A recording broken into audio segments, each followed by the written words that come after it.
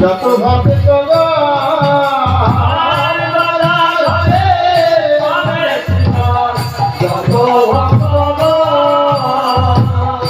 চৌষট্টি মহান্ত দ্বাদশ গোপাল চৌষট্টি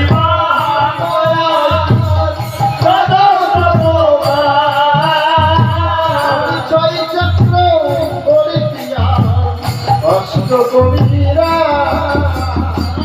ছয় চক্র অষ্ট কবিরা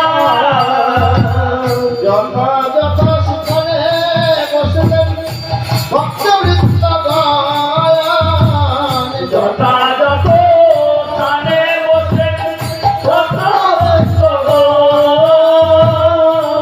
দেখিয়া মহাপ্রভু আনন্দিত দেখিয়া মহাপ্রভু আনন্দিত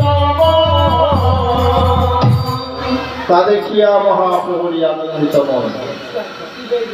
এই যে বসার ভঙ্গিমা দেখেছেন,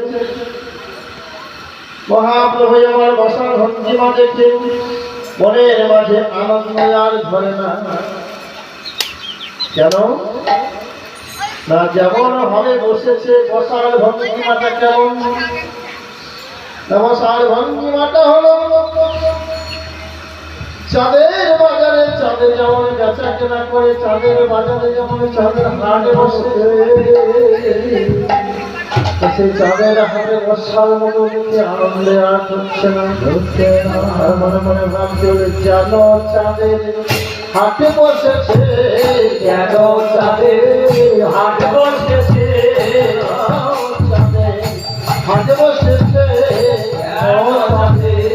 হাটে বসেছে বসার ভঙ্গিমা দেখে, যেন চাঁদের হাটে বসেছে বসার ভঙ্গিমা দেখে, যেন চাঁদের হাটে বসেছে, চাঁদের হাটে বসেছে, চাঁদের হাটে বসেছে, চাঁদের হাটে বসেছে, চাঁদের হাটে বসেছে শোভা হয়েছে যেন চাঁদের হাটে বসেছে, শোভা হয়েছে যেন চাঁদের হাটে বসেছে, শোভা হয়েছে যেন চাঁদের হাটে বসেছে, শোভা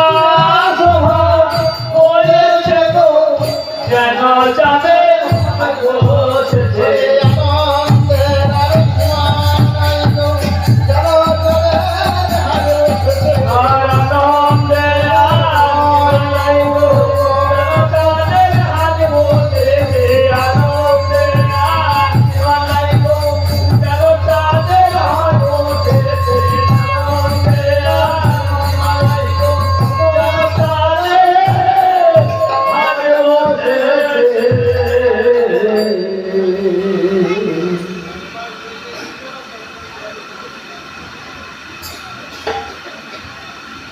যাই হোক, আনন্দ সহকারে প্রভু বসেছেন ভোজন মন্দিরে এসে।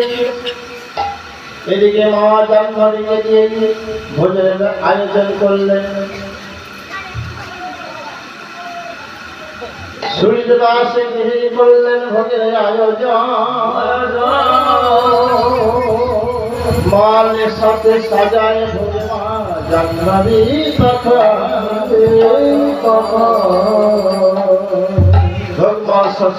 মা জাহ্নবী। এই মা জাহ্নবী ছিলেন সীতা ঠাকুর।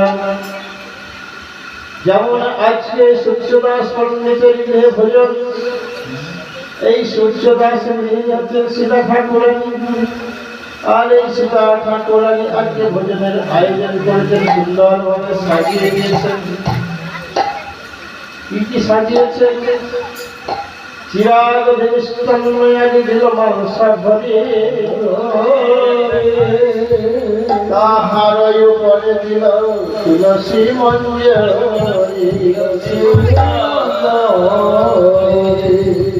আর নিশ্চয়াদি আরো চিপুরে,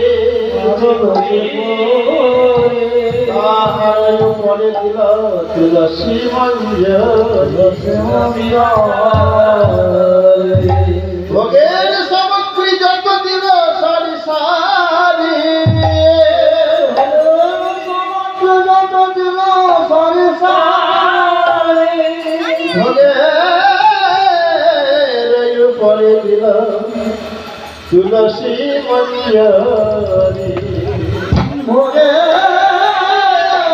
উপরে দিল তুলসী